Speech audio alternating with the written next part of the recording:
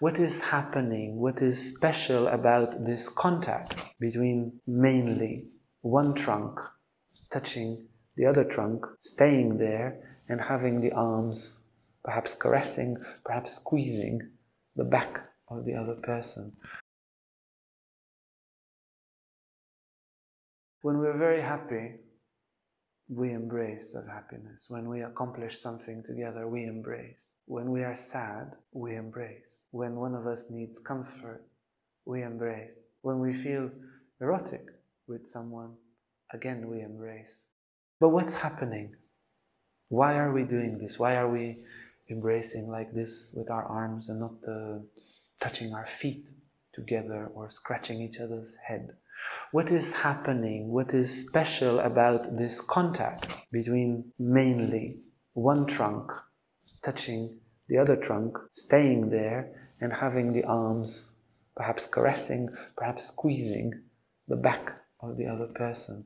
What is happening there? Science in the last few decades became quite curious with embraces. There are scientists that are experts and that really dedicate years of research to understand what is happening in embraces. For example, Dr. Paul Zak, sweetly called Dr. Hug. He really dedicated many years to study it, and there are many others today that explore the effects of embraces on our hormonal system, on our neurotransmitters that connect our nerves, and about our subjective experience of our emotions. And there is a lot of very wonderful, measurable, scientifically proven, statistically significant effects that occur in our being as we embrace. Mammals tend to cuddle. Some mammals, most of the day, they cuddle. Yeah? Lions don't hunt 40 hours a week, 9 to 5. They would explode. They would become dinosaurs from the amount of meat that they would eat. They hunt 20 minutes, half an hour, and then they cuddle. Monkeys cuddle. Wolves cuddle. Why? There's a very important both social and physiological health and harmony that appears through the embraces. The research of Dr.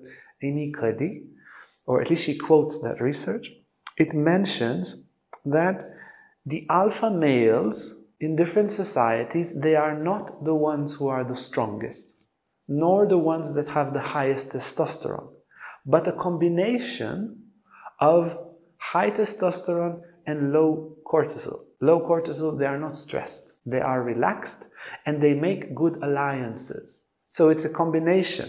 The monkeys, the gorillas, the lions, they would not choose the strongest to be their leader. They would choose somebody who is strong on one side, but very connective, creating good connections, and very relaxed on the other side. They don't want the most aggressive. Also in our lives, the connection that is made heart to heart through embraces is of great importance. When people come to our workshops or retreats, and sometimes it's 5 days and sometimes it's 3 after the other 15 days, normally by day 2, day 3, they start embracing, and we definitely encourage it. And you see the natural joy in people's heart, and you see the walls of separations, the artificial walls of separations dissolving. People's faces become more beautiful, more relaxed. They have better humor and better communication, and just more kind and happy, because they are returning to something that every lion and every cheetah and every gorilla and orangutan know, that it's very, very important to have a lot of touch. In most of the old societies, it kept on repeating. They touch and they touch. If you travel India, in the rural area, you see how they eat and feed each other. And it is our natural hunger and our natural wish to touch and to be touched. And it is something that balances our hormones. It balances between our parasympathetic and sympathetic system. It gives a natural state of joy. of happiness, and the amount of cases of depression, of anxiety disorders, in some countries is beyond 50%. The amount of people that have at least one psychic disorder is to a degree related to this lack of physical affection. So what is very, very natural and healing in nature and in old societies is disappearing from some modern societies because of very limited social norms that are absolutely not providing anything good, but really damaging what humans can just simply give to each other.